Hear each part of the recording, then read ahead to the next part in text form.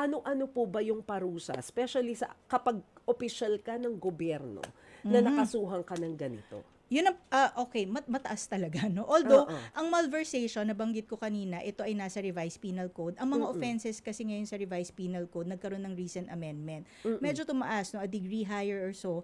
Pero, kung pag-uusapan natin in terms of the penalty, no? Talagang lumalabas si plunder. Oo. Andiyan na lumalabas yung mga reclusion, Yeah. reclusion perpetuo, temporal, tapos may mga accessory Ito yung penalties. lifetime Yes, oo. imprisonment. Okay. Kapag reclusion temporal, yan yung 12 years, 1 day to 20 years. Pag perpetua, yan yung 20 years, 1 day to 40 years na yan. Parang doon ka na magiging senior citizen, ano? Oo Pero, nga. itong accessory penalties, iba pa yan. Yung Paano yun? Teka perpetual, lang muna.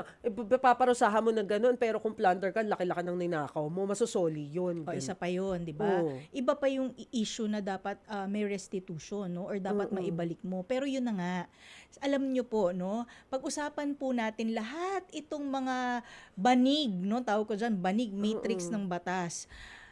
Okay, na-define natin ano yung bawal, na dapat alam naman talaga, no? Matik, no? May ano yan, kumbaga sa ano, may orientation seminar, no? Hindi nga ako maka-move on sa modest na lifestyle. Okay. Di ba? Pero alam mo yun, Miss Maricel, kapag talagang iisipin mo, no, all of this theoretical, all of this abstract, kahit nga ikaw sabi mo, Fisans, grabe, ano ba yun, di ba? Pero kasi sa dulo nito, kapag ginawa na kasi yung corrupt act, at na-prejudice na ang public service, lahat po tayo talo na. Exactly. Kasi bakit? Una, yung dapat na-deliver na social services. Wala. In the meantime, may namamatay, may naaaksidente, may napapahamak. At maraming kabuhayan na nakukompromiso. Right. Immeasurable yan. Kumbaga sa litigation ng isang civil case for damages, maaaring pumasok sa moral damages kasi this is something that you really cannot measure. Sleepless nights, di ba? Humiliation. So parang by analogy, ikukumpara mo dito mami-measure mo ba ng reclusion perpetua? O kaya temporal? O kaya kahit accessory penalty kasi pinagbabawal na yan sila na mag-assume or mag-handle pa ng public office either temporarily or perpetually. Either temporal, perpetual, absolute disqualification in office. Pero as you know, in Philippine culture and politics, it's not the case. Kaya kasi nga. maya-maya, nandyan na naman, di ba? So ngayon, ipoprosecute, Ayaw pa lang Okay. maya-maya, medyo makukulong. Siyempre, pag-aaralan namin yung doktrina sa law school, kailangan yan for bar exam. At congratulations sa lahat ng mga bagong lawyers, Ay, di ba? oo nga. Naway magsilbi tayo sa ating sambayanan.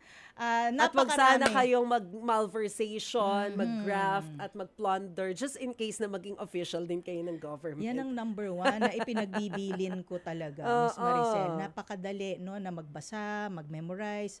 Hindi mahirap pumasa ng bar, no, pero this is a matter of preparation. Ay, hindi ba? Parang feeling Diba? ko hirap-hirap. Ang dami Diba? ang dami bumagsak, attorney. Hindi, ibig sabihin, hindi madali. Ano ba sabi ko? Hindi, Sabi mo hindi mahirap. hindi madali. Hindi madali. Sorry, no? Teka lang, baka tayo ma-quote. Hindi po madali, no? Napakahirap pumasa ng bar. Pero it's a matter of preparation and prayers, no? Pero yung pag-mold mo, hubog mo ng pagkatao, ng ethics, ng isang future na abogado, diyan pumapasok ang role naming mga educators.